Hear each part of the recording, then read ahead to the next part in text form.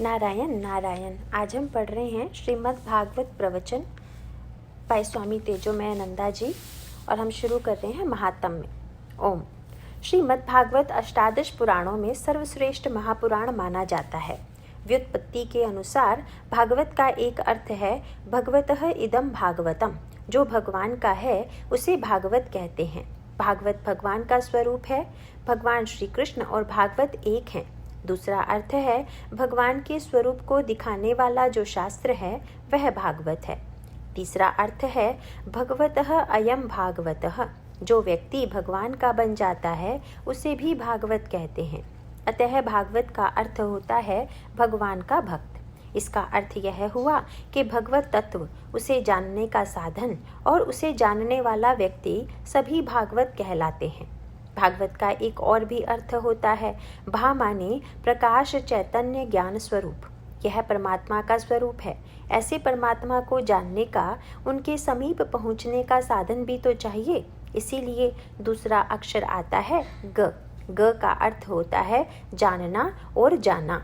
गम धातु का प्रयोग इन दोनों अर्थों में होता है। हमें भगवान के पास पहुंचना है। यद्यपि भगवान हमारा अपना स्वरूप ही है, तथापि अभी हम उनसे बहुत दूर हैं। बीच में क्या आ गया है? भवसागर। ऐसा लगता है कि हम इस किनारे हैं, भगवान दूसरे किनारे पर है और बीच में एक विशाल सागर है। उसे पार करने के लिए नौका चाहिए। इसी को तरणी कहते हैं। तो भा माने भगवान, ग माने जानना या पहुंचना और त माने तरणी या नौका। बीच में व अक्षर रह गया। हम जिस नौका में बैठे हों उसमें कहीं छेद हो तो पार ले जाने के स्थान पर वह नौका हमें डुबो देगी। अतः नौका श्रेष्ठ, सुदृढ़ होनी चाहिए और व माने वर श्रेष्ठ। इस प्रकार भागवत का अर्थ हुआ हमें भगवान के पास पहुंचाने वाली श्रेष्ठ तरणी। भागवत को केवल ग्रंथ न समझें। श्रीमद् भागवत भगवान का स्वरूप है, भक्त का स्वरूप है और साधन का भी स्वरूप है। यहाँ पर द्वैत नाम की कोई चीज ही नहीं है। विचार करने पर बीच में दिखने वाला भवसागर भी असिद्ध हो जाता है और ज्ञात होता है कि वहाँ कुछ है ही नहीं। अतः भागवत शब्द का अर्थ हुआ अद्वय ज्ञान और वह भगवान ही है। इस संक्षिप्त विचार का ही विस्तृत वर्णन आगे भागवत महात्म्य में किया गया है। भागवत महात्म्य में तथा श्रीमद् भागवत में भागवत की प्रस्तावना अच्छी प्रकार से की गई है, इसीलिए यहाँ उसके विस्तार की आवश्यकता नहीं है। संक्षेप में बात इतनी है कि भगवान और भगवान का भक्त ये दोनों ही भागवत हैं। हमें भक्त बनना है, भगवान के साथ एक रूप होना है और इसके लिए जो साधन है वह भी भागवत ही है। श्रीमद् भागवत ऐसा विशाल और महान ग्रंथ है कि उस पर भाष्य लिखते हुए बड़े ज्ञानी संत श्री श्रीधर स्वामी कहते हैं, क्वाहम मंदमति, कहाँ मैं मंदमती छोटी बुद्धि वाला पुरुष, और क्व इदम मंथनम क्षीर वारिधे, और कहाँ इस क्षीर सागर भागवत का मंथन। श्री मधुसूदन सरस्वती, श्री श्रीधर स्वामी जैसे महापुरुषों के ऐसे वचन सुनकर पढ़कर इस ग्रंथ के विषय में स्वयं कुछ कहना, उसकी व्याख्या करना दुस्साहस सा लगता है। तो फिर क्यों करते हैं? देखिए, भागवत के बारे में कहा गया है धनंजय हाटक संपरीक्षा, सोने की परीक्षा अग्नि में होती है और इसी प्रकार महारणे शस्त्र भृताम परीक्षा, शौर्य की परीक्षा रण में होती है। जो शूर होता है वह प्रतिपक्ष की सेना को देखकर घबराता नहीं है। विपत्ति काले गृहिणी परीक्षा, गृहिणी की निष्ठा की परीक्षा विपत्ति काल में होती है। और विद्यावताम भागवते परीक्षा, विद्वानों की परीक्षा भागवत के व्याख्यान में होती है। यद्यपि लोग यही समझते हैं कि श्रीमद् भागवत एक सामान्य ग्रंथ है और सामान्य लोगों के लिए है, वास्तव में भागवत का विवेचन तो विद्वानों की परीक्षा है। इसमें साहित्य का, व्याकरण का, वेदांत का, सृष्टि का तथा और भी जितने प्रकार का ज्ञान है वह सब आ जाता है। अतः इसमें अपनी विद्वत्ता की परीक्षा हो जाती है। यदि कोई स्वयं को विद्वान माने तो उसकी परीक्षा यहाँ हो जाती है। लेकिन हम स्वयं को विद्वान मानते ही नहीं। हमें तो केवल भगवान के नाम का और गुरु परंपरा का आधार है। यह मात्र विनम्रता नहीं, वास्तविकता है। यह सब भगवान के और गुरु जी के कृपा आशीर्वाद का प्रकट रूप है। मंगलाचरण। अब महात्म्य के प्रसंग में प्रवेश करते हैं। श्रीमद् भागवत में 12 स्कंद हैं, 18,000 श्लोक हैं। इसका पूर्ण रूप से विवेचन प्रायः असंभव है, क्योंकि इस पर जितना विवेचन किया जाए वह कम ही है। यद्यपि श्रीमद् भागवत का प्रत्येक शब्द ही महत्वपूर्ण है, तथापि जो हमारे लिए उपयोगी है, जिसे सरलता से हम अपने जीवन में उतार सकते हैं, हम उसी पर विचार करेंगे। सार की बात ग्रहण करनी चाहिए। यहाँ अनेक विषय तथा अनेक कथाएं पुनः पुनः दोहराई गई हैं, परंतु हम तो सार तत्व ही ग्रहण करते चलेंगे। सच्चिदानंद रूपाय विश्वोत्पत्त्यादि हेतवे तापत्रया विनाशाय श्री कृष्णाय वयम नुमः। यहाँ कहा गया, हम सब भगवान श्री कृष्ण को नमस्कार करते हैं। जब किसी को नमस्कार करने के लिए कहा जाता है तो हम सोचते हैं कि नमस्कार क्यों करें, उनमें ऐसी क्या विशेषता है जिसे हम बड़ा नहीं समझते, उसे नमस्कार नहीं कर पाते। तो बोले, भगवान सच्चिदानंद स्वरूप हैं, इसलिए होंगे। उससे हमें क्या मिला? तो कहा, केवल यही बात नहीं है, तापत्रय विनाशाय आधिदैविक, आध्यात्मिक और आधि भौतिक। इस प्रकार हमारे कष्ट, ताप, संताप 3 प्रकार के होते हैं। आध्यात्मिक ताप शरीर से, मन से होने वाली बीमारियां आध्यात्मिक ताप के अंतर्गत आती हैं। आधि भौतिक ताप आसपास के वातावरण से प्राप्त अशांति को, दुख को आधि भौतिक ताप कहते हैं। और आधि दैविक ताप अज्ञात स्रोत के कारण होने वाली दुखद घटनाओं से प्राप्त ताप को आदि दैविक ताप कहते हैं। भगवान ऐसे आनंद स्वरूप नहीं हैं जो स्वयं तो आनंद में बैठे और दूसरों को दुखी रखें। उन्हें पूर्णतः समझ लेने पर ज्ञात होगा कि भगवान हमारा अपना ही स्वरूप है, सच्चिदानंद स्वरूप है। ऐसे सच्चिदानंद स्वरूप भगवान हमारे सारे तापों को नष्ट कर देते हैं। हम 2 ही चीज़ें चाहते हैं, सुख प्राप्ति और दुख की समाप्ति। ये दोनों ही कार्य भगवान करते हैं। उनकी दूसरी विशेषता यह है कि वे विश्वोत्पत्त्यादि हेतवे, वे सारे विश्व की उत्पत्ति के कारण हैं। जगत में कोई बढ़िया चित्र बनाता है या सुंदर गीत गाता है तो हम उसकी कितनी तारीफ करते हैं। समस्त विश्व को देखें तो हमारी बुद्धि चकरा जाती है। कोयल अत्यंत मीठे स्वर में कूजती है, वह कौन है जिसने उसके कंठ में इतनी मधुर आवाज भर दी? उसे देखकर यदि हमारा मस्तक झुकता नहीं तो बड़े आश्चर्य की बात है। यह तो मूढ़ता और दुष्टता का ही परिचायक है। भगवान का सच्चिदानंद रूप शास्त्रीय भाषा में उनका स्वरूप लक्षण है और विश्व की उत्पत्ति का कारणत्व उनका तटस्थ लक्षण है। श्री कृष्ण हमें बलात् आकर्षित करते हैं। उनसे यह देखा नहीं जाता कि जीव उनसे अलग हो गया है, दुख में पड़ा है और रो रहा है। इसीलिए अनेक प्रकार की लीलाएं करके वे हमारे हृदय को आकर्षित करते हैं। ऐसे श्री कृष्ण को बार बार नमस्कार।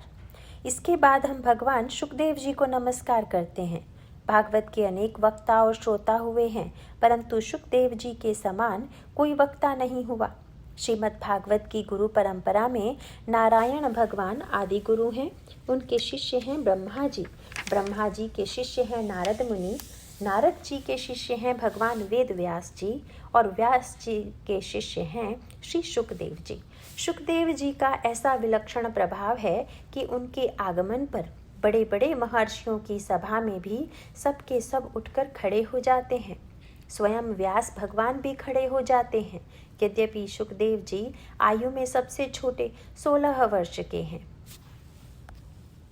यम प्रव्रजन्तं मनुपेतं पेतकृत्यं द्वैपायनो विरह कातर आजुहाव पुत्रेति तन्मयतया तरवोभिनेदु स्तं सर्वभूतहृदयं मुनिमानतोऽस्मि। वर्णन आता है स्कंद पुराण आदि में कि भगवान शुकदेव जी जब माँ के गर्भ में थे तो गर्भ से निकलना ही नहीं चाहते थे। 10 महीने हो गए, 1 साल हो गया, 12 वर्ष हो गए तो भी बाहर नहीं आए। परेशान होकर माँ ने वेद व्यास जी से कहा तो भगवान वेद व्यास जी कहते हैं, माँ को बहुत कष्ट हो रहा है, तुम बाहर आ जाओ। तो सुखदेव जी कहते हैं, नहीं, भगवान की माया बहुत प्रबल है, बाहर आते ही फंसा लेती है, अतः मैं बाहर नहीं निकलूंगा। गर्भ में हमें अपने स्वरूप का ज्ञान रहता है, परंतु बाहर आने पर उसकी विस्मृति हो जाती है। अतः सुखदेव जी कहते हैं, वे बाहर नहीं आएंगे। तो वेद व्यास जी ने कहा, अच्छा, मैं तुमको आशीर्वाद देता हूँ कि माया तुम्हें नहीं सताएगी। तब वे गर्भ से बाहर आए और माता पिता को छोड़कर जाने लगे, क्योंकि उन्होंने ही आशीर्वाद दिया था कि माया नहीं फंसाएगी। सुखदेव जी जा रहे हैं। अनुपेतम पेत कृत्यम, उनके यज्ञोपवीत आदि कोई संस्कार नहीं हुए हैं। जो नित्य शुद्ध हैं, उन्हें संस्कारों की क्या आवश्यकता है। संस्कार तो अशुद्ध लोगों को दिए जाते हैं। प्रश्नोपनिषद में भगवान के लिए एक नाम आता है व्रात्य। व्रात्य का अर्थ होता है संस्कारहीन। तो यहाँ भगवान को व्रात्य क्यों कहा? क्योंकि उन्हें संस्कार देने वाला कोई है भी नहीं। वे ही सबको संस्कार देने वाले हैं। जिसका किसी से जन्म होता हो, जो असंस्कारी हो, अशुद्ध हो, उसी को संस्कार देने की आवश्यकता है। नित्य शुद्ध को क्या संस्कार देना? जो भगवान साक्षात ब्रह्म है, वे जाने लगे तो द्वैपायनो विरह कातर आजुहाव। पुत्र के विरह में व्याकुल होकर द्वैपायन भगवान भी निकल पड़े और पुत्रेति, बेटा बेटा कहकर पुकारने लगे। लेकिन देखो, आश्चर्य यह है कि तन्मयतया तरवो भी नेदु। सुखदेव जी प्राणी मात्र के साथ ऐसे एक रूप हो गए थे कि उनकी ओर से वेद व्यास जी को पेड़ों ने उत्तर दिया। इस प्रकार जो भूतात्मा हो चुके हैं, तम सर्वभूत हृदयम, उन सुखदेव जी को मैं बार बार प्रणाम करता हूँ। भागवत महात्म्य। अब पद्म पुराण में प्राप्त भागवत महात्म्य की कथा का आरंभ होता है। इसमें 6 अध्याय हैं। नैमिषे सूतमासीनम। एक बार नैमिषारण्य में शौनकादि 88,000 ऋषि जब यज्ञ कर रहे थे, तब वहाँ पर सूत जी आते हैं। ये सूत जी कौन है? भगवान वेद व्यास जी के शिष्य रोमहर्षण के पुत्र हैं। सूत एक जाति होती है जिसमें माँ ब्राह्मण जाति की होती है और पिता क्षत्रिय जाति के होते हैं। ऐसे विवाह को प्रतिलोम विवाह कहते हैं। उनका जो पुत्र होता है उसे सूत कहते हैं। ये सूत बड़े ज्ञानी थे। उन्होंने अपने पिता से सब कुछ सीख लिया था। ऋषियों की सभा में जाकर वे पुराण की कथा सुनाते थे। बड़े बड़े ऋषि भी इनको नमस्कार करते थे। ऊंचे आसन पर बैठाकर इनसे कथा सुनते थे। अब पहले हम नैमिषारण्य शब्द पर विचार करेंगे। इसका अर्थ 2 रीति से लगाया जा सकता है। एक बार बहुत सारे ऋषि ब्रह्मा जी के पास जाकर पूछते हैं, महाराज हम कहाँ साधना करें? तो ब्रह्मा जी ने उनको एक घूमता हुआ चक्र दिया और बोले, जहाँ यह चक्र स्थिर हो जाएगा, नेमिहि शीर्यते यत्र तत् नैमिषः, वह स्थान साधना के लिए उत्तम है। वे सब चक्र लेकर चल पड़े और घूमते घूमते ऐसी जगह पहुंच गए जहां चक्र की गति रुक गई। वह स्थान उत्तर प्रदेश में लखनऊ के निकट स्थित है और उसका नाम नैमिषारण्य है। इस कथा का तात्पर्य यही है कि जहाँ हमारे मन का भटकना बंद हो जाए, उसके विक्षेप शांत हो जाएं और उसमें स्थिरता आ जाए, वही स्थान साधना के लिए उत्तम है, वही नैमिषारण्य है।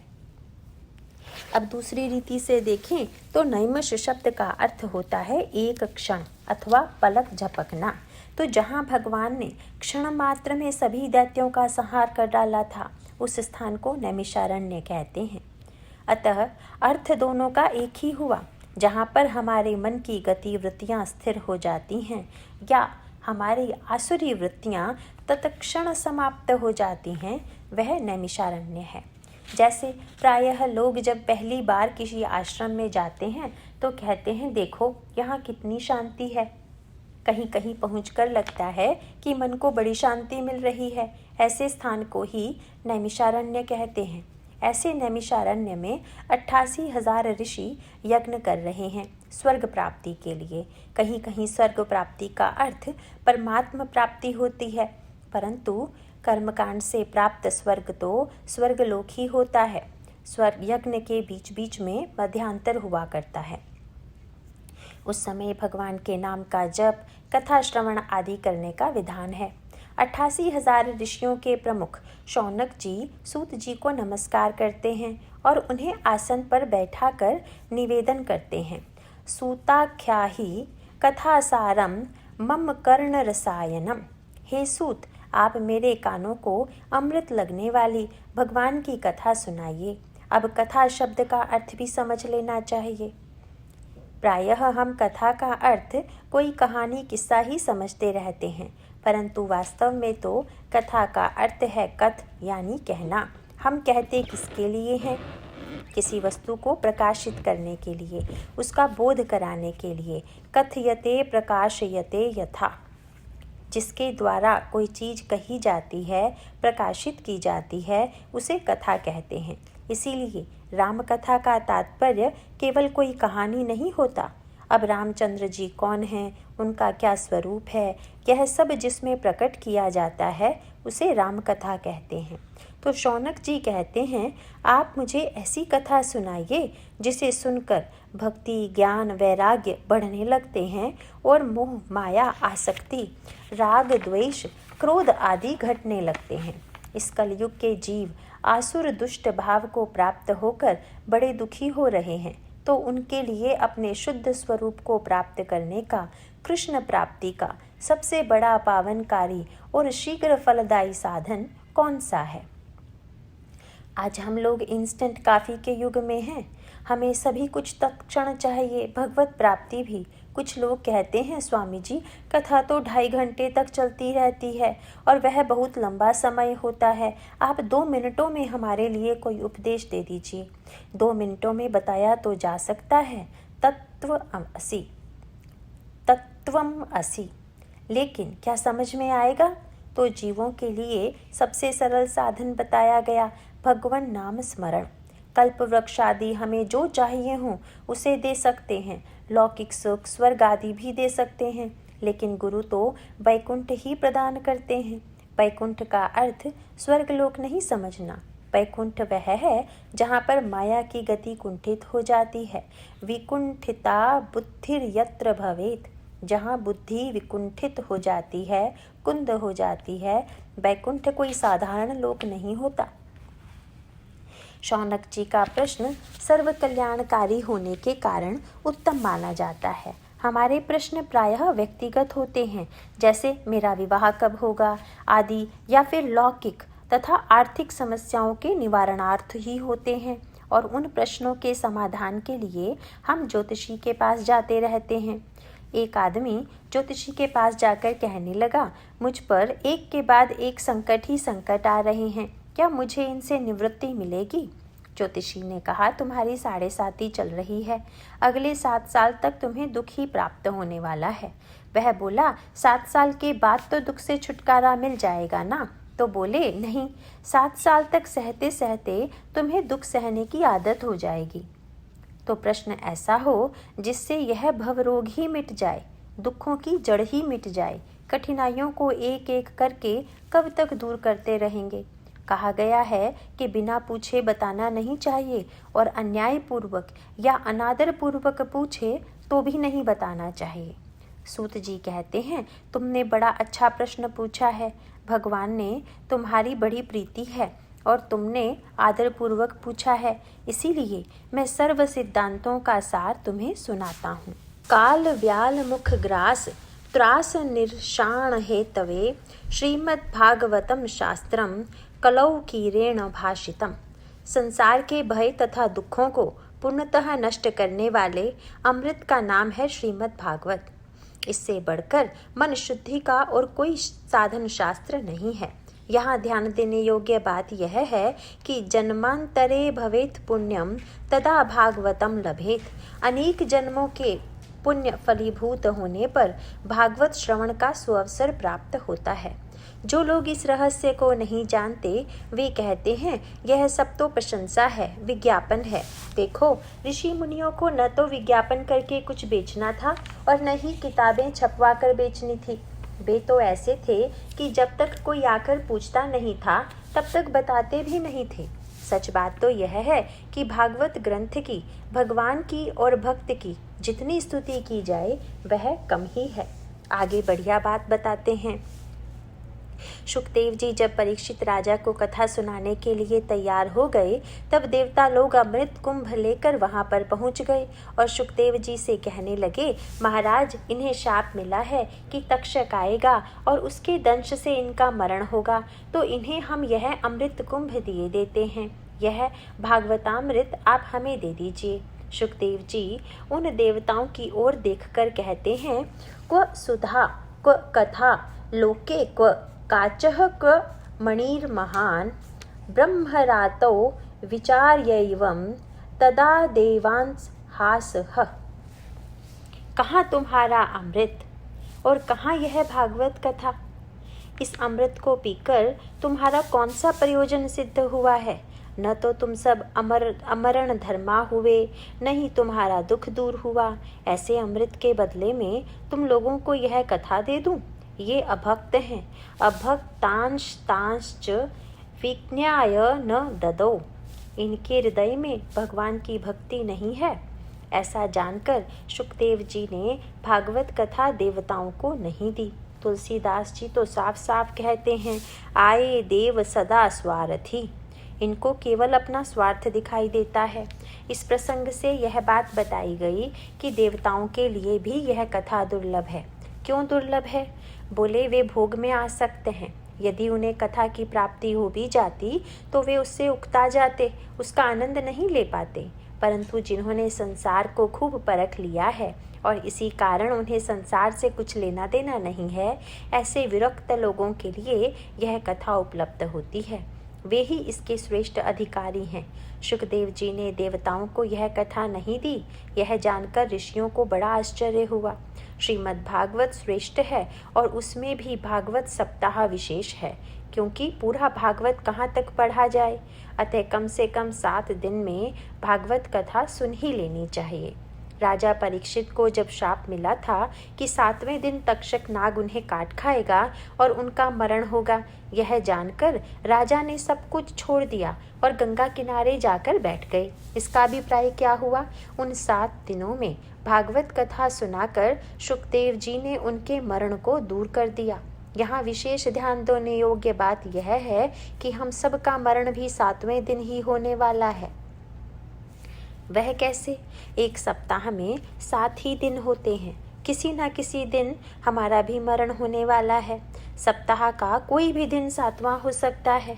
हम सोमवार से गिनती प्रारंभ करें तो रविवार 7वां होगा। शनिवार से प्रारंभ करते हैं तो शुक्रवार 7वां होगा। कहने का अभिप्राय है कि मृत्यु किसी भी दिन, किसी भी क्षण हो सकती है। अतः समय न गंवाकर मरने से पहले इस अमृत को पी ही लेना चाहिए। भागवतामृत के श्रवण की प्राथमिकता हो, यही इस कथा का तात्पर्य है। 7वें दिन मरण तो होगा, लेकिन किसका? अहंकार का। तक्षक ने आकर काटा और परीक्षित का मरण भी हो गया। यह तो एक बात है, लेकिन ध्यान देने की बात यह है कि तब वे समाधि में चले गए थे। उनको शरीर का भान ही नहीं था। ऐसे शरीर को कोई काट खाए या उसका मरण हो जाए तो उससे क्या अंतर पड़ता है? तो भागवत सप्ताह श्रवण से अहंकार का नाश हो जाता है, मरण हो जाता है। अब देखिए, ये पुराणों की कथाएं ऐसी हैं कि एक कथा में से दूसरी कथा निकल आती है। भागवत सप्ताह की श्रवण विधि नारद जी को सनत कुमारों ने बताई थी। ऐसा सुनकर शौनक जी ने पूछा कि नारद मुनि तो घूमते रहते हैं, उनका सनत कुमारों से कहाँ मिलन हुआ और उन्होंने श्रवण विधि कहाँ सुनी? अब नारद जी के विषय में भी लोगों को लगता रहता है कि नारद जी तो झगड़ा कराने वाले हैं, परंतु नारद का अर्थ होता है ज्ञान देने वाला। एक बार नारद जी विचरण करते करते विशाला क्षेत्र बद्रिकाश्रम में पहुँचे, जहाँ उनकी भेंट सनत कुमारों से हुई। सनक, सनंदन, सनातन और सनत कुमार, ये चारों ब्रह्मा जी के मानस पुत्र हैं। उन्होंने नारद जी से पूछा, नारद जी आप बड़े दुखी दिखाई दे रहे हैं, क्या बात है? वे बोले, क्या बताऊं, मैं तो स्वर्गलोक से यह सोचकर पृथ्वी पर आया था कि पृथ्वी बहुत अच्छी जगह है, क्योंकि मनुष्य बड़े अधिकारी होते हैं। यहाँ आकर मैं कई स्थानों पर गया, अनेक तीर्थ क्षेत्रों में गया, परंतु कहीं भी मुझे संतोष नहीं मिला। लोगों की दशा देखकर मुझे बहुत दुख हुआ। नारद जी ने उस समय जो बात कही थी वह आज भी सच है। ऐसा लगता है कली ने यहाँ अपना डेरा डाल दिया है। यहाँ सत्य नहीं है, तप नहीं है, शौच, दया, दान आदि कुछ भी नहीं है। लोग केवल अपना पेट भरने में लगे हैं और मिथ्यावादी हो गए हैं। मंदहा सुमंद मतयो मंद भाग्या दुप्तः, ये सब मंद बुद्धि और महाआलसी हैं, अर्थात अन्य व्यवहारिक कार्यों में बहुत हड़बड़ करते हैं, परंतु अपने श्रेय साधन में सुबह उठकर भगवान का नाम स्मरण आदि करने में महाआलसी हैं। ऐसा वर्णन किया गया है।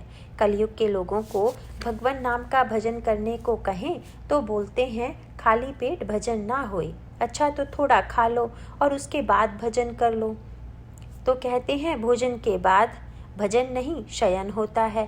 तो ये लोग बड़े मंद हैं, आलसी हैं। लोग कहते रहते हैं कि नई पीढ़ी बहुत तेज है, लेकिन इस पुराण में कहा गया है कि सुमंद मत यह, ये अत्यंत मंद मूढ़ हैं। इन्हें मंदमती क्यों कहा? क्यों? जो बुद्धि अपना ही नाश कर लेती है उसे अच्छी बुद्धि कह सकते हैं क्या?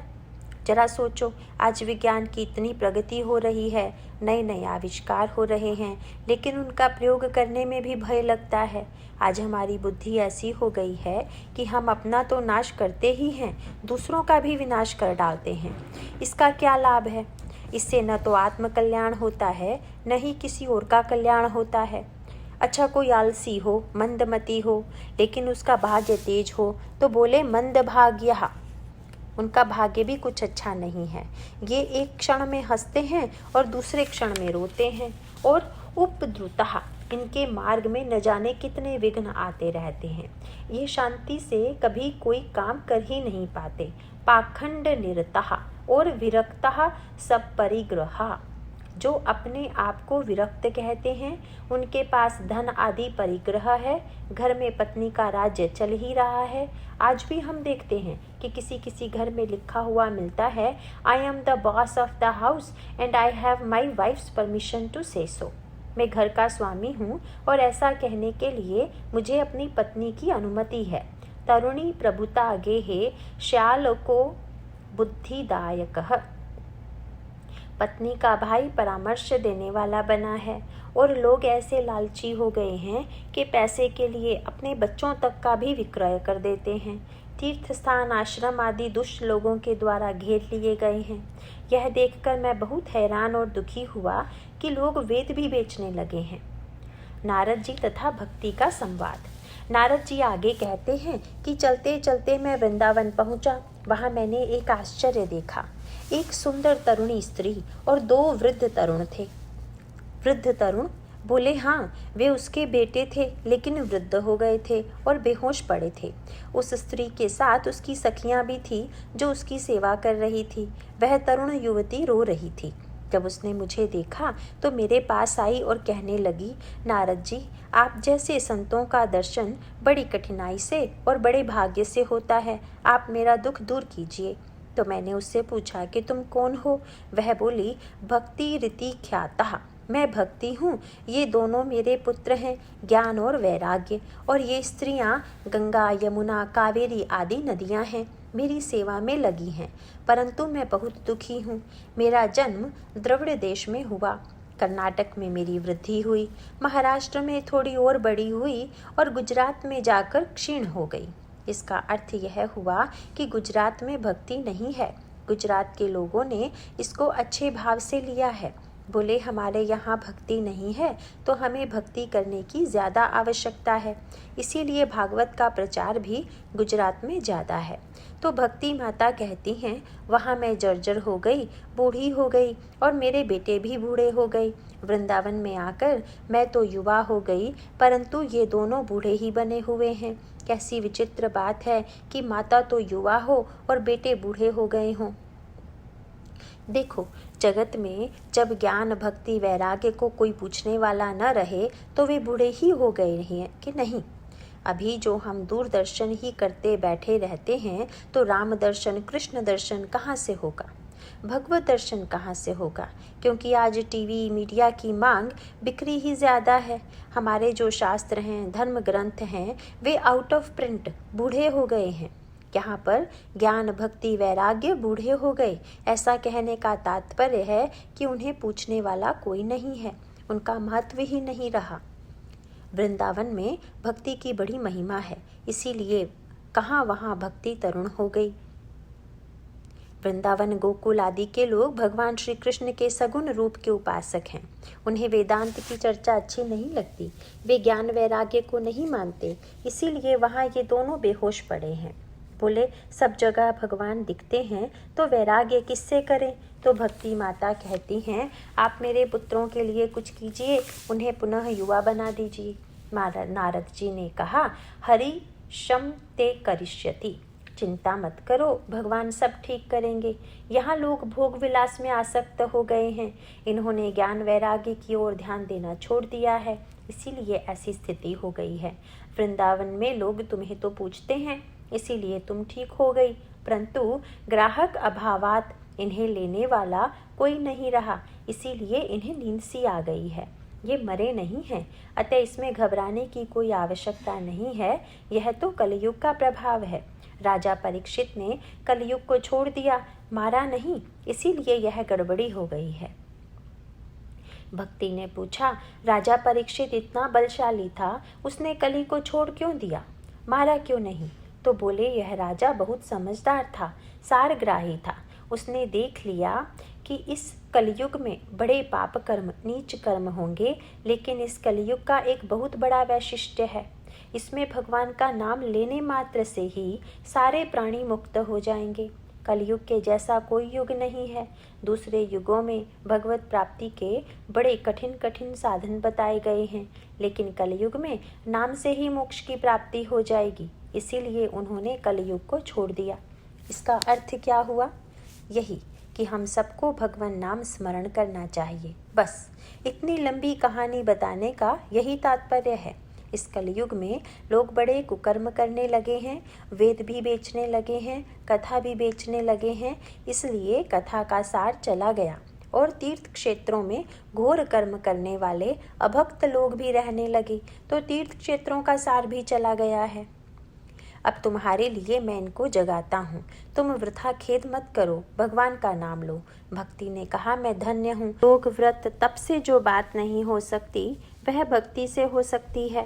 ऐसा कहकर आपने मेरी बड़ी तारीफ की, सो तो ठीक है, लेकिन जब तक मेरे बेटे ठीक नहीं हो जाते तब तक मुझे प्रसन्नता नहीं होगी।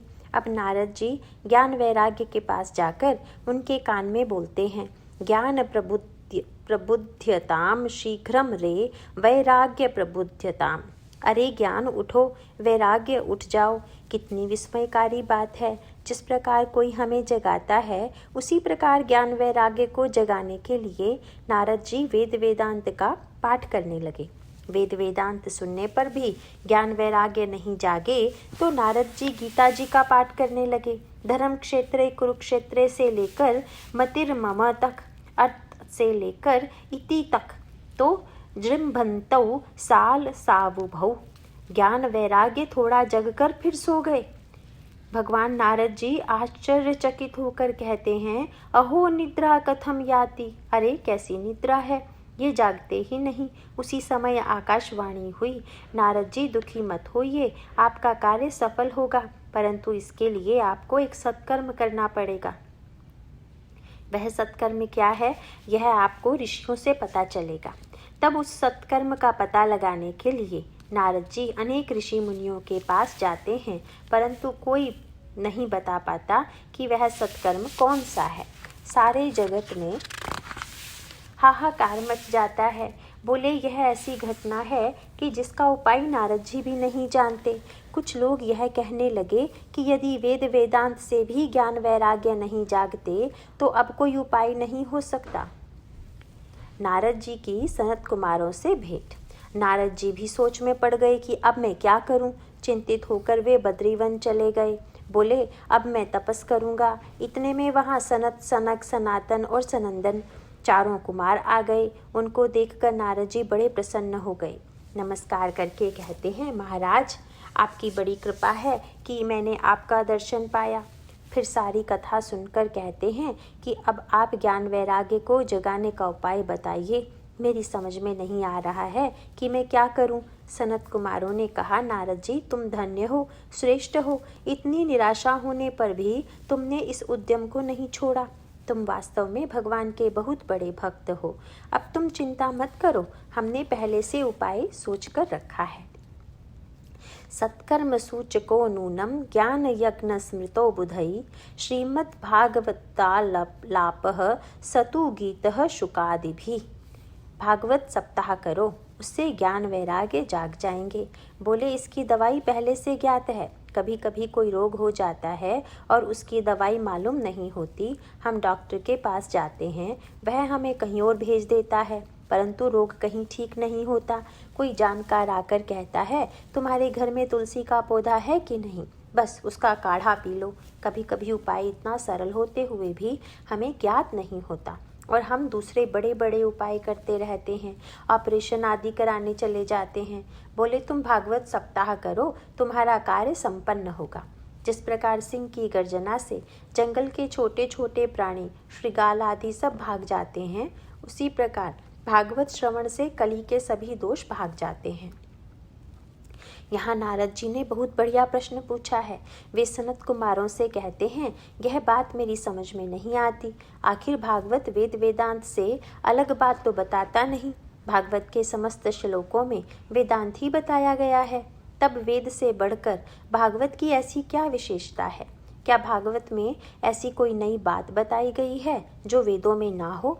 तो सनत कुमारों ने कहा, बात तो तुम ठीक ही कहते हो, भागवत में वेदांत ही बताया गया है। तथापि भागवत की विशेषता ऐसी है कि जैसे आम्र फल में आम्र के पेड़ का ही रस व्याप्त होता है, उसमें दूसरी कोई चीज नहीं होती। तथापि आम का स्वाद तो फल में ही आता है, पेड़ के दूसरे किसी भी भाग में नहीं आता। आगे निरूपण आता है कि निगम कल्प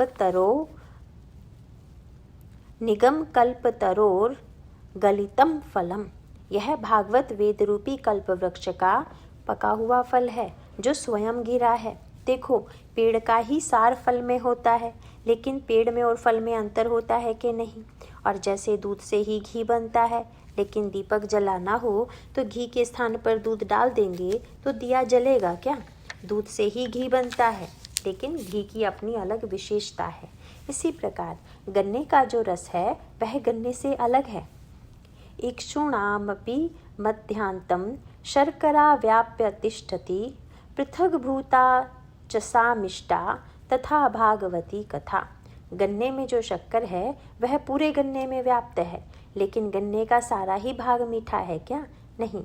गन्ने से जब रस को अलग करके शक्कर बना लेते हैं तो उस शक्कर का स्वाद कहीं से भी लें वह मीठा ही होता है, उसमें रस होता है।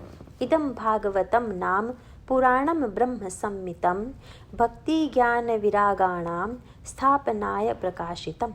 इस भागवत के विषय में एक बढ़िया बात बताई गई है। यह भागवत कथा क्या है?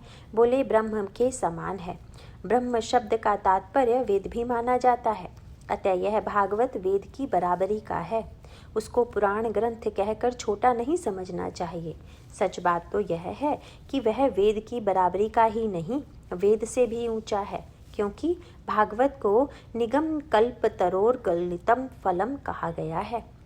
वेद को तो पेड़ कहा गया है, लेकिन भागवत को फल कहा गया है, अतः यह वेद से पृथक नहीं है, उससे ऊंचा है। इसीलिए यहाँ पर कहा गया है, ब्रह्म शब्देन परमात्मा उच्चते न तु वेदः, अर्थात यह तो ब्रह्म की बराबरी का है। वेद जिस ब्रह्म का ज्ञान कराते हैं वह ब्रह्म स्वयं यह भागवत है।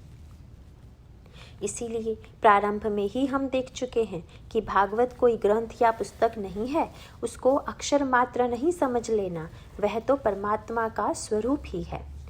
देखो, वेद व्यास जी ने सारे वेदों का संपादन किया, ब्रह्म सूत्र लिखे, पुराणों की रचना की, महाभारत लिखा, फिर भी जब तक भागवत की रचना नहीं की तब तक उनको चैन नहीं मिला, सुख नहीं मिला, शांति नहीं मिली, संतोष नहीं मिला, कृतकृत्यता का अनुभव नहीं हुआ। इससे यही सिद्ध होता है कि भागवत की विशेषता सर्वाधिक है। इसीलिए यह भागवत सप्ताह करणीय है। भागवत सप्ताह करने से हमारा मोह नष्ट हो जाता है और हृदय में वैराग्य का उदय होता है, विवेक भी जागता है। अर्थात ज्ञान और वैराग्य जो आज बूढ़े होकर बेहोश पड़े हैं, वे दोनों ही जागृत हो जाते हैं। नारद जी ने कहा, ज्ञान यज्ञम करिष्यामि, मैं यह ज्ञान यज्ञ करूँगा, आप बताइए कि मैं कब और कहाँ प्रारंभ करूँ। इस सुख शास्त्र की महिमा बताइए और यह भी बताइए कि इसे कितने दिनों में सुनना चाहिए, साथ ही इसे सुनने की विधि भी बताइए। तो सनत कुमारों ने कहा, ऐसे स्थान पर करो जहाँ प्राणियों का आपस में कोई वैर ना होता हो, जैसे गंगा का किनारा, क्योंकि ऐसे पवित्र स्थानों पर यदि किसी से शत्रुता हो भी जाए तो वह शीघ्र शांत हो जाती है। अब जैसे ही उन्होंने गंगा जी के किनारे पर भागवत कथा करने का निश्चय किया तो उसका परिणाम यह हुआ कि श्री भागवत पीयूष पानाय रसलंपटाः धावन्तोऽप्ययायुः सर्वे प्रथम यचः वैष्णवाः। कथा के रसलंपट लोग दौड़ते हुए वहाँ पर आ गए, सारी नदियाँ भी आ गई, सारे बड़े बड़े ऋषि, भृगु, च्यवन, गौतम, मेघातिथि, देवरात, गाधीसुत, पिप्पलाद आदि सब वहाँ पर आ गए। सारे के सारे वेद शास्त्र पुराण और उनके अधिष्ठाता देवता भी आ गए और वहाँ पर जय जयकार होने लगा। देवता लोग फूल बरसाने लगे और फिर सनत कुमार कथा कहने के लिए आसन पर बैठ गए।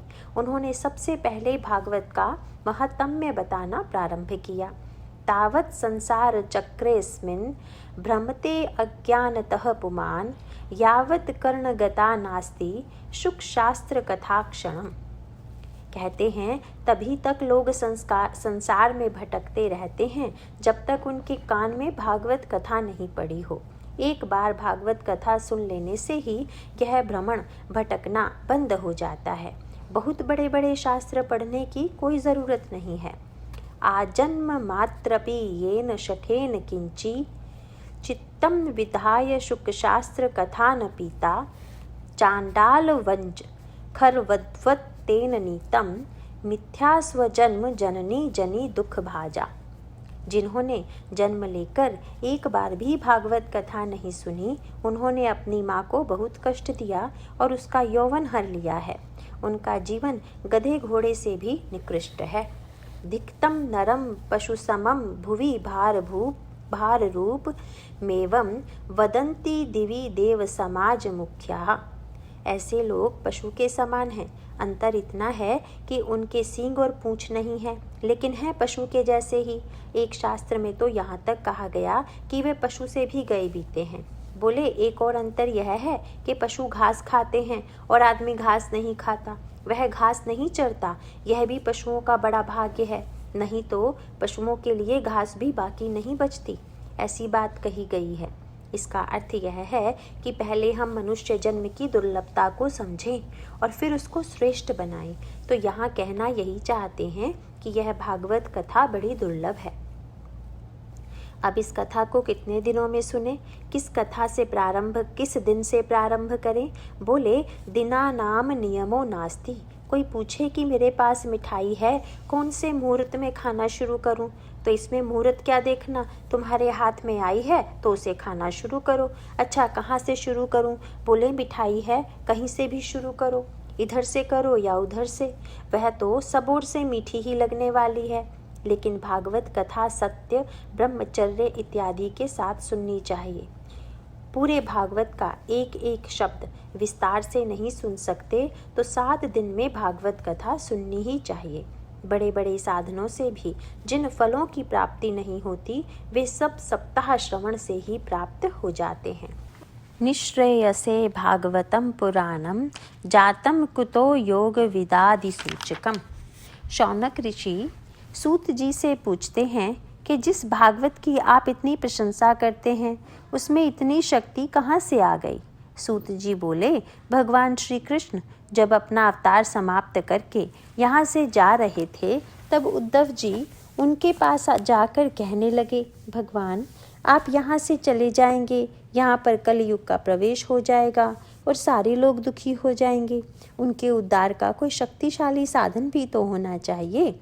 भगवान भी सोचने लगे, बोले बात तो तुम ठीक कहते हो। तिरोधाय प्रविष्टोयम श्रीमद्भागवतार्वणम। तो भगवान ने अपने श्री कृष्ण रूप को अंतर्ध्यान कर दिया और वे स्वयं भागवत में प्रविष्ट हो गए। इसीलिए भागवत भगवान की शब्दमयी मूर्ति है। वांगमयी मूर्ति ही प्रत्यक्षा वर्तते हरेः। तब इस भागवत के श्रवण से, पठन से यदि सारे दुख दूर हो जाते हैं तो इसमें क्या आश्चर्य है। अब वहाँ जहाँ सनकादि भागवत कथा कर रहे थे, एक आश्चर्य हुआ। अभी भागवत कथा का आरंभ हुआ ही था कि इतने में भक्ति माता अपने दोनों पुत्रों को लेकर वहाँ आ गई और वे दोनों तरुण बनने लगे भागवत सप्ताह करने के संकल्प मात्र से। है ना आश्चर्य। भक्ति ही सुतौ तौ तरुणहो गृहीत्वा प्रेमैक रूपा सहसा अविरासीत। श्री कृष्ण गोविंद हरे मुरारे नाथेति नामानि मुहुर्वदन्ति। भक्ति माता कहने लगी, आप धन्य हैं, आपको बहुत बहुत धन्यवाद, आपने मेरे ऊपर बड़ा उपकार किया। क्राहम तु तिष्ठाम्यधुना ब्रुवन्तु। अब यह बताइए कि मैं कौन से स्थान पर रहूं।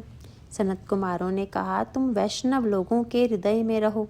इसका अर्थ यह हुआ कि जो लोग भगवान विष्णु की उपासना करते हैं उनके हृदय में भक्ति रहती है। अर्थात जब हम अपने हृदय को वैष्णव बनाएंगे तब उस हृदय में भक्ति का आविर्भाव होगा।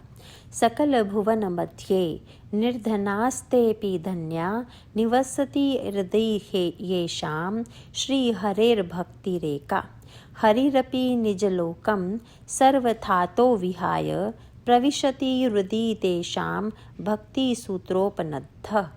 सकल भुवन मध्ये निर्धनास्तेऽपि धन्या। वे लोग धन्य हैं जिनके हृदय में भगवान की भक्ति रहती है। लौकिक दृष्टि से वे नितांत निर्धन हों तो भी कोई बात नहीं है, क्योंकि भक्ति को देखकर भगवान अपने लोक को छोड़कर यहाँ आ जाते हैं और भक्तों के हृदय ही में रहते हैं, भक्ति सूत्र से बंधे रहते हैं। जब भगवान श्री कृष्ण ने देखा कि उस सभा में सबके हृदय में भक्ति छा गई है तो वे स्वयं सबके हृदय में प्रकट हो गए। सबको अपने देह गेह की विस्मृति हो गई। भागवत कथा श्रवण की महिमा। अब नारद जी सनत कुमार से प्रश्न पूछते हैं कि भगवान, इस भागवत कथा से कौन कौन लोग पवित्र हो जाते हैं। प्रकाशितः कोऽपि नवीन मार्गः। आपने आज मुझे कोई नया ही मार्ग बताया है, इसके बारे में मुझे कुछ पता ही नहीं था। तो सनत कुमारों ने कहा, जितने बड़े से बड़े पापी की तुम कल्पना कर सकते हो वह भी इस कथा को सुनकर मुक्त हो सकता है। उसका भी इस कथा में अधिकार है। देखो, पाप तो अनेक प्रकार के हैं, सब लोग सब पाप तो नहीं करते, लेकिन यदि ऐसा भी कोई व्यक्ति हो जिसने सब पाप किए हों, पापियों का शिरोमणि हो, जिसने एक भी पाप छोड़ा नहीं हो, वह भी भागवत कथा सुनकर पवित्र हो जाता है। फिर उन्होंने इसका एक दृष्टांत भी बताया, आत्मदेव तथा धुंधुली की कथा। तुंगभद्रा तट पर आत्मदेव नाम के एक ब्राह्मण रहते थे। उस ब्राह्मण की एक पत्नी थी, उसका नाम था धुंधुली। थोड़े शब्दों में उसका बड़ा सुंदर वर्णन किया गया है। वह आत्मदेव बड़ा शास्त्रज्ञ था, वैदिक कर्मों में विश्वास रखने वाला था, लेकिन उसकी पत्नी स्ववाक्य स्थापिका यानी अपनी ही बात पर अड़ने वाली थी।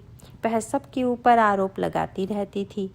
लोक वार्ता रता गपशप में उसको बहुत मजा आता था। क्रूरा, वह क्रूर भी थी। बहुजल्पिका, बहुत बोलने वाली थी।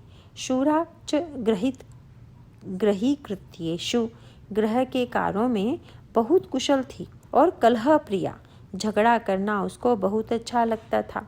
कहीं ना कहीं झगड़ा कर बैठना और सबको बुरा कहना उसका स्वभाव था।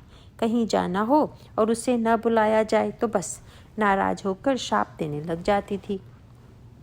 एक बार वहाँ के लोग कहीं विहार के लिए जा रहे थे।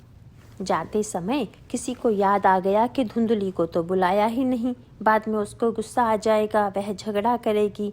तो वे उसके पास जाकर बोले, धुंधली पिकनिक के लिए चलो। वह बोली, अब तो बहुत देर हो गई है, मैंने पहले ही बोल दिया है कि बारिश हो जाए। भगवान से उसने प्रार्थना की थी कि ये लोग पिकनिक जाने वाले हैं, वहाँ बारिश हो जाए। वह ऐसी कलह प्रिया थी। ये दोनों पति पत्नी वहाँ रहते थे, परंतु उनके कोई पुत्र नहीं हुआ था। आश्चर्य की बात है कि उस पत्नी को इस बात का कोई दुख नहीं था, लेकिन आत्मदेव को बड़ा ही बुरा लगता था। बहुत दुखी होकर एक दिन वे घर छोड़कर वन में चले गए। बोले, अब तो मैं जा रहा हूँ, बिना पुत्र के घर में क्या रहना। एक दिन वे निराश होकर थके हारे किसी तालाब के निकट बैठे थे। तब वहाँ पर एक सन्यासी आए। आत्मदेव उन्हें नमस्कार करते हुए उनके चरणों पर गिर पड़े। सन्यासी बोले, क्या हुआ, तुम्हें क्या दुख है। बोले, कुछ ऐसा पूर्व पाप है कि मुझे पुत्र ही नहीं होता। कोई भी चीज़ हमारे घर में टिकती नहीं है। पेड़ पौधे लगाता हूँ तो वे कभी फलते नहीं हैं। गाय लाता हूँ तो उसको भी बच्चा नहीं होता। पुत्र के बिना तो कुछ है ही नहीं। आप मुझे कृपा करके एक पुत्र दे दीजिए। वे सन्यासी उसके कपाल की रेखा पढ़ते हैं और कहते हैं, अरे 7 जन्मों में तुझे पुत्र होने वाला नहीं है, तो पुत्र के पीछे क्यों पड़ा है। आखिर पुत्र से तुमको ऐसा कौन सा सुख मिलने वाला है। हर आदमी सोचता रहता है कि पुत्र होगा तो बड़ा सुख मिलेगा, और पुत्र हो जाए तो वह कहता है, मेरे नन्हे मुन्ने, मेरे आँख के तारे मेरी आँखों के सामने चमकते रहो। वह लड़का दिन में आँख के सामने तारे चमका देता है। बोले, क्या फ़ायदा, ऐसा ही होता है। फिर कहते हैं, रे मुंचदात्य कुटुम्बाशाम संन्यासे सर्वथा सुखम। तुम संन्यास ग्रहण करो, संन्यास में बड़ा सुख है। लेकिन किसी के मन में जब कोई कामना आती है तो दूसरी कोई बात समझ में नहीं आती। विवाह करने की कामना आई तो बस विवाह ही करना है, उससे बढ़कर और कोई चीज़ हो ही नहीं सकती। शादी हो गई तो पुत्र चाहिए। अब लगता है एक पुत्र तो होना ही चाहिए। आत्मदेव कहता है, पुत्रादि सुखहीनोऽयं संन्यासः शुष्क एव हि गृहस्थः सरसो लोके पुत्र पौत्र समन्वितः। गृहस्थाश्रम बड़ा ही अच्छा है, नन्हे मुन्ने बच्चे होंगे, फिर जब वे बड़े होंगे तो उनके भी बच्चे होंगे। कितना सुख है उसमें। अकेले जीने में कोई रस नहीं है। मुझे तो आप किसी प्रकार पुत्र प्राप्ति करा दीजिए, नहीं तो मैं जीवित रहकर क्या करूँगा। अब सन्यासी को लगा कि इसके मन में बड़ा आग्रह है, अतः और कोई बात इसकी समझ में नहीं आएगी। उसे एक फल दिया और बोले, यह फल तुम अपनी पत्नी को खिला देना। 1 साल तक उसे अच्छे व्रत करने चाहिए, सत्य, शौच व दया का पालन करना चाहिए, दान करना चाहिए तथा एक समय भोजन करना चाहिए। 1 साल के बाद उसके गर्भ से पुत्र होगा, वह बड़ा ज्ञानी होगा। आत्मदेव बड़े खुश हुए, घर आकर पत्नी को फल दिया और सारी बात उसे बताकर अपने कार्य से चले गए। पत्नी को बड़ा दुख हुआ।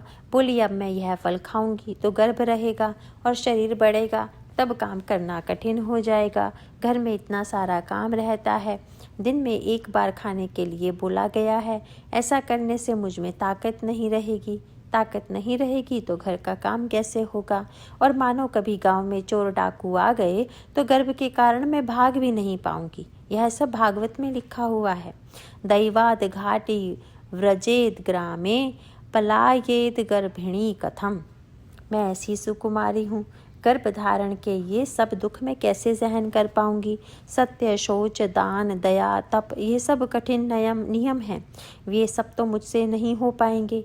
वह कहती है, वंध्या नारी या विधवा ही अच्छी है, पुत्रवती नहीं। ऐसे कुतर्क करके उसने फल नहीं खाया। आत्मदेव जब लौट आए तो उन्होंने पूछा, तुमने वह फल खा लिया। बोली, हाँ खा लिया। झूठ बोली। उसकी एक बहन थी उसी के जैसी। बहन आई तो उसे कहती है, बड़ा दुख आ गया है। उसने पूछा, क्या हुआ। सारा वृतांत बताकर कहती है, मैं तो नहीं चाहती, अतः अब क्या करूं। तो उसकी बहन ने कहा, मुझे बच्चा होने वाला है, तुम ऐसा नाटक करो कि गर्भ तुमको है। जब मेरे बच्चे का जन्म होगा तो मैं तुमको बच्चा दे जाऊंगी, समझी। फिर मैं अपने यहाँ कह दूंगी कि बच्चा जन्म लेते ही मर गया, तुम मेरे पति को पैसे दे देना। उस समय की स्त्रियां भी ऐसा व्यवहार करती थी। इसमें बड़ी योजना है। लेकिन प्रश्न उठा कि बच्चे को दूध पिलाना पड़ेगा, वह कैसे होगा। तो बहन ने कहा, मैं आकर दूध पिला दिया करूँगी। कुछ समय के बाद धुंधुली नाटक करने लगी कि वह गर्भवती हो गई है। फिर जब उसकी बहन को बच्चा हुआ तो वह आकर बच्चा दे गई। धुंधुली ने पूर्व कथनानुसार उसे पैसे दे दिए। फिर धुंधुली कहने लगी, मेरे स्तन में दूध ही नहीं है, लेकिन मेरी बहन को अभी बच्चा हुआ था, उसके स्तन में दूध है, अतः वह आकर दूध पिला दिया करेगी। आत्मदेव ने सोचा, ठीक ही है। बहन आकर दूध पिलाने लगी। बहन ने एक और बात कही थी, सन्यासी के द्वारा दिए गए फल की शक्ति को देखने के लिए उस फल को तुम अपने घर की गाय को खिला दो और देखो कि क्या होता है। धुंधुली ने ऐसा ही किया था। अब ऐसा आश्चर्य हुआ कि वह फल जिस गाय को खिलाया गया था वह गर्भवती हुई और गाय ने एक सुंदर कुमार को जन्म दिया। उसके कान गाय के कान जैसे थे, इसलिए उसका नाम गोकर्ण रखा गया। सोचा गया कि धुंधुली के बच्चे का नाम क्या हो, तो वह स्वयं बोली, मेरा नाम धुंधुली है तो इसका नाम धुंधुकारी होना चाहिए। जो बहुत धूमधाम करता रहे उसको धुंधुकारी कहते हैं। धुंधुकारी का पतन व उद्धार। बड़ा होकर गोकर्ण तो विरक्त ज्ञानी पंडित बन गया, परंतु धुंधुकारी महादुष्ट, क्रूर और भयकारी बन गया। मारना, पीटना, खेलते हुए बच्चे दिख जाएं तो उन्हें कुएं में डाल देना आदि कुकर्म करने लगा। स्वहस्तेन भोजनम, शवहस्त से भोजन अर्थात मुर्दे का स्पर्श करके उसी हाथ से अन्न भी खा लेता था। शवहस्त का दूसरा अर्थ है मरा हुआ हाथ, अर्थात जो हाथ कभी दान नहीं करता। तो धुंधुकारी कभी दान तो करता नहीं था, केवल भोग करता रहता था। फिर वह अपने माता पिता को भी गाली देने लगा, मारने लगा। वेश्याओं के फंदे में फंसकर उसने अपने पिता की सारी संपत्ति नष्ट कर दी। तब आत्मदेव रोने लगे, बोले, उस सन्यासी ने पहले ही कह दिया था, देखो यह कैसा पुत्र हो गया। फिर वे सोचने लगे कि यहाँ तो दुख ही दुख है, तथापि वे भगवान को धन्यवाद देने लगे। बोले, इस बच्चे के कारण मुझे संसार से वैराग्य हो गया, संसार में कोई सार नहीं, यह बात मेरी समझ में आ गई।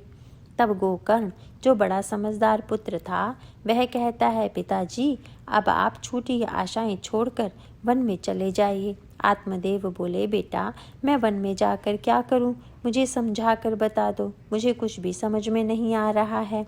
अब मैं 60 साल का हो गया हूँ, लेकिन बुद्धि तो कुछ है ही नहीं। 60 बुद्धि नाठी, अब तुम ही समझा कर बता दो। तब गोकर्ण ने उनको जो उपदेश दिया वह बहुत सुंदर है।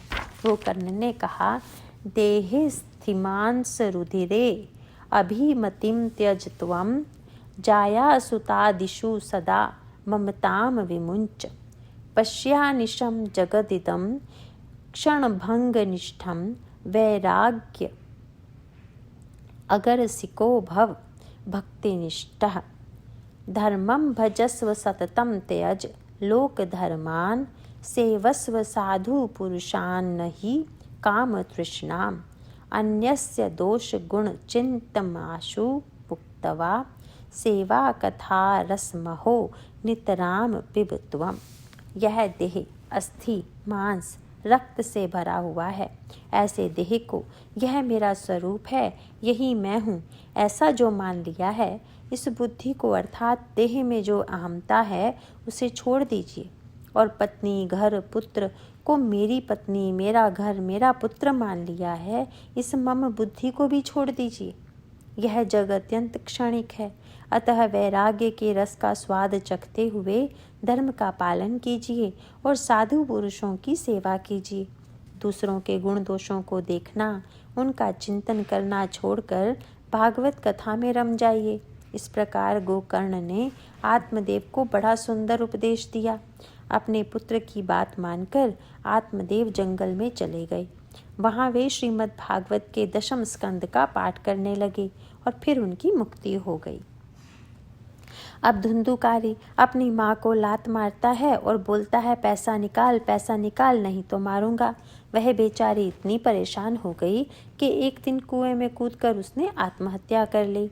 अब तो वह खुले बैल की तरह हो गया। 5 वेश्याओं को भी घर में ले आया और भोग में लगा रहा। वे रोज नई नई चीज़ें मांगती रहती हैं, कहती हैं हमको धन दो, अलंकार व आभूषण ला कर दो। अब धुंधुकारी जहाँ कहीं से चोरी करके वह सब ले आया। जब वह सो गया तब वे वेश्याएं आपस में बात करने लगी, यह तो बड़ा चोर है, रोज चोरी करके सामान ले आता है। एक दिन राजा के लोग इसको अवश्य पकड़ेंगे, तब हमारी भी मौत हो जाएगी, अतः अब इसको मार डालते हैं। ऐसा सोचकर उन्होंने उसे रस्सी से बांधा और उसका गला दबाया, फिर भी वह मरा नहीं। तब उसके मुंह में जलते हुए अंगारे डालकर उसे मार डाला। जब आसपास वालों ने पूछा कि धुंधुकारी कहाँ गया, तो वे बोली वह धन कमाने के लिए किसी दूसरे देश में गया है। दूसरे ही दिन वे सब वहाँ से चली गई। इस बीच गोकर्ण यात्रा करने के लिए चले गए थे। जब उनको अपने भाई की मृत्यु का समाचार मिला तो उन्होंने गया आदि पवित्र क्षेत्रों में श्राद्ध कर्म किए और घूमते घामते अपने गांव में वापस आ गए।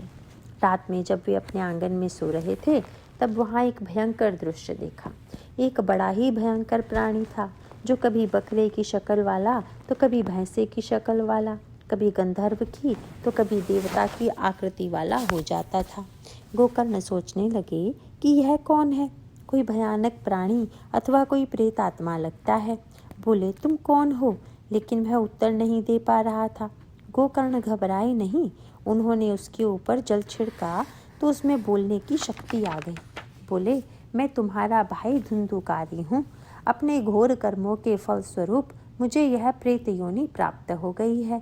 गोकर्ण ने कहा परंतु मैंने तो तेरी मुक्ति के लिए बहुत से श्राद्ध किए हैं, क्या तेरी मुक्ति नहीं हुई?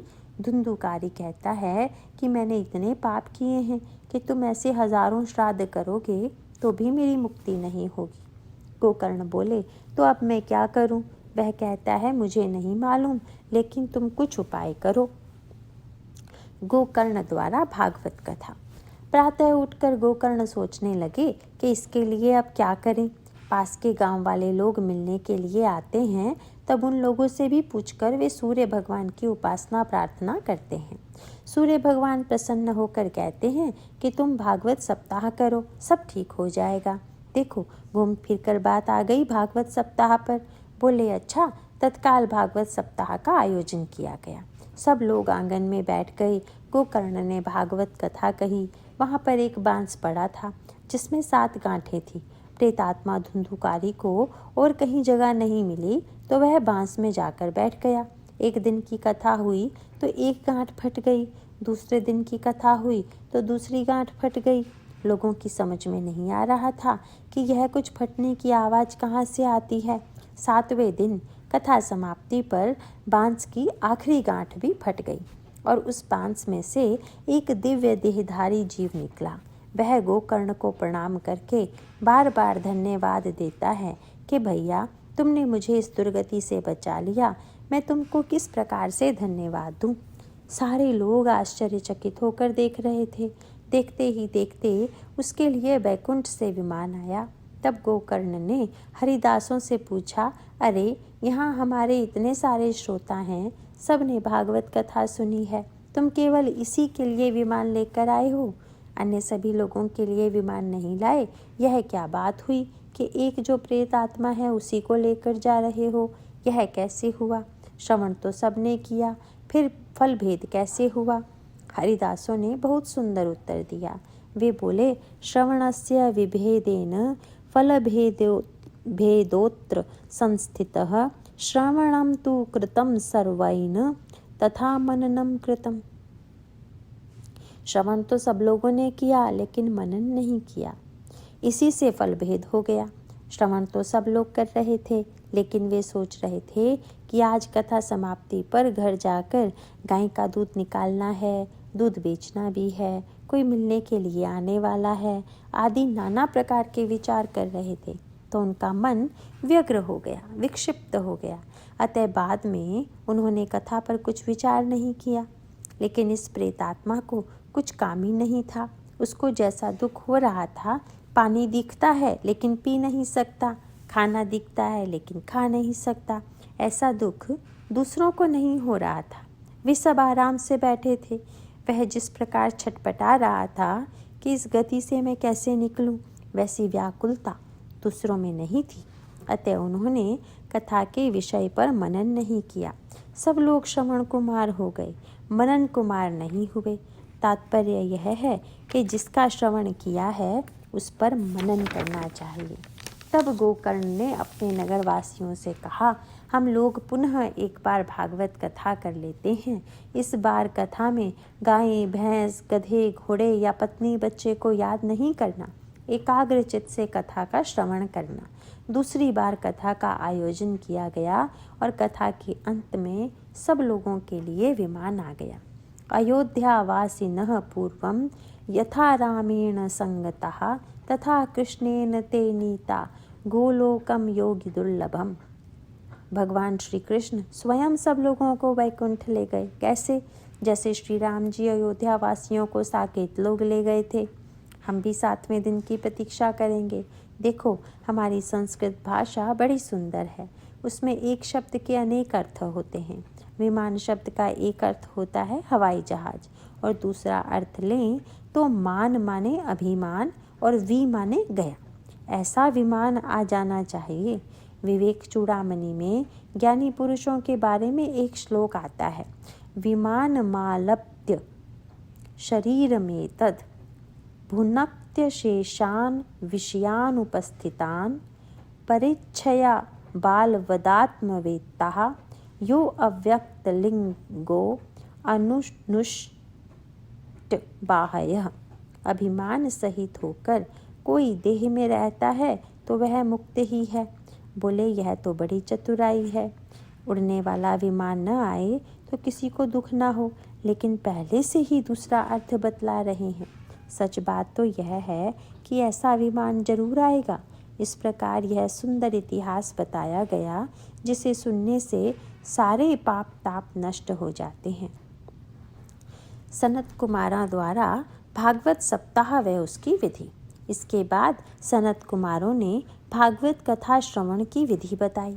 कहते हैं कि मुहूर्त निकालना चाहिए, तैयारी करनी चाहिए, लोगों को आमंत्रण देना चाहिए, बोलना चाहिए कि यहाँ कथा होने वाली है, आप अवश्य आइए। श्रोता वक्ता दोनों को भक्ति पूर्वक श्रद्धा पूर्वक आना चाहिए। वक्ता को बड़ी श्रद्धा से कथा कहनी चाहिए, श्रोता को भक्ति पूर्वक कथा सुननी चाहिए, और इतना ध्यान रखना चाहिए कि श्रवण में कोई बाधा न पड़ जाए। इसलिए इतना अधिक भोजन नहीं करना चाहिए कि बैठ ही ना सकें। तो नियम पूर्वक भली प्रकार से कथा सुनने और कहने से बड़ा आनंद आता है। इस प्रकार भागवत कथा की विधि बताने के बाद पूरी भागवत कथा वहाँ पर बताई गई। कथा की समाप्ति पर शुकदेव जी साक्षात वहाँ पधारे। 16 वर्ष के शुकदेव जी हैं। उनके प्रवेश करते ही सबके सब लोग उठकर खड़े हो गए।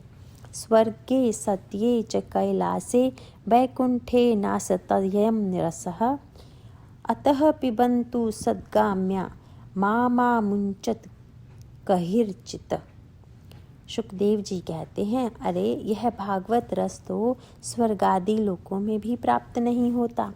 निगम कल्पत रोर्गलितम फलम, वेद रूपी कल्प वृक्ष का यह एकदम पका हुआ फल है। शुक मुखाद मृत द्रव संयुतम, यह अमृत है। तोते का चखा हुआ फल एकदम रसीला होता है। शुक का अर्थ तोता भी होता है और शुकदेव जी भी। ये तो वैरागी परमहंस हैं, फिर भी इन्होंने इसका रसास्वादन किया है, और प्रायः फल को तो खाया जाता है, लेकिन यहाँ कहा इस फल को पी लो। यह रस रूपी फल है, इसमें कुछ भी त्याज्य है ही नहीं, रस ही रस है। अन्य फलों में तो छिलका, गुठली आदि फेंक दिए जाते हैं, लेकिन इसमें फेंकने जैसी कोई चीज़ है ही नहीं, रस ही रस है। पिबत भागवतम रसमालयम। कब तक पिए? बोले, पीते पीते जब तक आपका मन परमात्मा में लीन नहीं हो जाता तब तक। लीन होने के बाद में तुम उसी रस में डूबे रहोगे। अब आगे और भी आश्चर्यजनक बात हुई। जब शुकदेव जी वहाँ पर आ गए तो उनके आने के बाद भगवान श्री कृष्ण से भी बैकुंठ में रहा नहीं गया। प्रहलाद, उद्धव, अर्जुन, बलि आदि के साथ वे भी वहाँ आ गए। अब हुआ यह कि सारे भक्त कीर्तन करने लगे, बीचों बीच ज्ञान, भक्ति तथा वैराग्य नृत्य करने लगे। भगवान ने तो कह ही रखा है, मद्भक्ताः यत्र गायन्ति तत्र तिष्ठामि नारद। मेरे भक्त जहाँ गान करते हैं मैं वहीं रहता हूँ। तत्र तिष्ठामि, तिष्ठामि ही नहीं नृत्यामि, मैं वहाँ पर नृत्य करता रहता हूँ। कैसे? प्रहद तालधारी, प्रहद लकड़ी के करताल बजा रहे हैं। उद्धव कांस्यधारी, उद्धव जी झांझें बजा रहे हैं। नारद जी वीणा बजा रहे हैं। अर्जुन राग आलाप रहे हैं, गा रहे हैं। स्वकुशलतया राग करता अर्जुन। देखो, हम सब लोग अर्जुन को धनुर्धारी ही समझते रहते हैं। वे संगीत भी जानते थे। यह कितने लोगों को मालूम है? अरे, बहुत बड़े गायक थे अर्जुन। और इंद्रोवादिन मृदगम जय जय सुख रहा कीर्तने ते कुमारा। इंद्रदेव मृदंग बजा रहे हैं।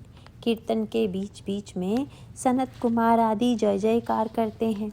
वृंदावन बिहारी लाल की जय। अब कोई कहेगा कि कविता कौन लिख रहा था? बोले, यत्राग्रे भाववक्ता सरसर चनया व्यासपुत्रो बभूव। व्यासपुत्र भगवान शुकदेव जी कविता लिख रहे थे। अर्जुन उनको संगीतबद्ध करके गाते चले जा रहे थे। वहाँ कैसा रस प्रवाह हुआ होगा। महाराष्ट्र के संत लोग वर्णन करते हैं कि जब पंढरपुर के भक्तजन कीर्तन करने लगते थे, नामदेव कीर्तन करी पुढ़े नाचे पांडुरंग। नामदेव कीर्तन करते थे तो पांडुरंग भगवान स्वयं वहाँ आकर नृत्य करते थे। एक बार नृत्य करते करते वे ऐसे निमग्न हो गए कि गलला पीताम्बर, उनका पीताम्बर गिर गया, लेकिन भगवान को पता ही नहीं चला। तब सब उन पर प्रसन्न होकर भगवान कहते हैं, मैं तुम सब पर बहुत प्रसन्न हूँ, जो वर चाहिए उसे मांग लो। अब देखो भक्तों ने क्या मांगा। नगाह गाथा सुच सर्वभक्तै रेभिस्त्वया भाव्यमिति प्रज्ञात्। मनोरथोऽयं परिपूरणीय तथेति चोक्तवान्तर्धीयताच्युत। भगवान, जहाँ कहीं पर भी भागवत कथा होती रहेगी, आप इसी प्रकार वहाँ आकर सबको प्रसन्न कीजिए, लोगों के मनोरथ आप पूर्ण कीजिए। हम यही वर चाहते हैं। देखो, इनको संत कहते हैं। तथास्तु कहकर भगवान अंतर्ध्यान हो गए। अब वहाँ पर सब ने देखा कि नवयुक्ति रूपी भक्ति माता के दोनों पुत्र ज्ञान वैराग्य भी नवयुवक हो गए। तब सब और आनंद ही आनंद छा गया। फिर सब लोग यथास्थान लौट गए। शुकदेव जी ने भक्ति, ज्ञान तथा वैराग्य को भी भागवत में स्थापित कर दिया। इस कारण भागवत श्रवण करने वालों के हृदय में भगवान का आविर्भाव हो जाता है। क्षेमाय वै भागवतम प्रगर्जति। सबके क्षेम के लिए, कल्याण के लिए श्रीमद् भागवत गर्जना करता है। अब शौनक जी सूत जी से पूछते हैं, भागवत कथा पहले कब हुई थी? उन्होंने कहा, जब भगवान श्री कृष्ण पृथ्वी लोक से चले गए उसके 30 साल बाद सबसे पहले शुकदेव जी ने यह भागवत कथा परीक्षित को सुनाई। उसके 200 साल बाद यह कथा गोकर्ण ने दूसरे सब लोगों को सुनाई। इसके पश्चात 30 साल और बीत जाने के बाद सनत कुमारों ने नारद जी के निमित्त से यह कथा सबको सुनाई। आगे भागवत के बारे में बड़ा सुंदर वर्णन किया गया है। स्वपुरुषमपि वीक्ष्य पाशहस्तं वदति यमः किल तस्य कर्णमूले परिहर भगवत कथासु मत्तान् प्रभुरहं मन्य नृणां न वैष्णवाणाम्। यमराज अपने दूतों से कहते हैं, देखो, जो वैष्णव लोग भगवान के भक्त हैं उनके पास तुम कभी मत जाना। उनके अतिरिक्त जो दूसरे लोग हों उनको पकड़कर मेरे पास ले आना। नरक का वर्णन आगे आने वाला है, तब विस्तार से देखेंगे। अर्थात जो भगवान के भक्त हैं, क्रियते तस्य यमेन न चर्चा। यमराज उनकी चर्चा नहीं करते। असारे संसारे विषय विसंगकुल धीयः क्षणार्ध क्षेमार्थम पिबत शुक गाथा तुल सुधाम किमर्थम व्यर्थम भो व्रजत कुपथे कुत्सित कथे परीक्षित साक्षी यच्छ्रवणगत मित्युक्ति कथने। कहते हैं जब संसार में यदि कोई सार की चीज है तो वह केवल भगवत कथा है। अरे संसारी लोगों, तुम क्यों इधर उधर भटकते रहते हो, व्यर्थ समय गंवाते हो। जरा भागवत कथा सुनो, श्रवण मात्र से मोक्ष मिल जाएगा। आप कहेंगे कोई प्रमाण है भागवत कथा के श्रवण मात्र से मोक्ष हो जाता है? इस बात का कोई प्रमाण है?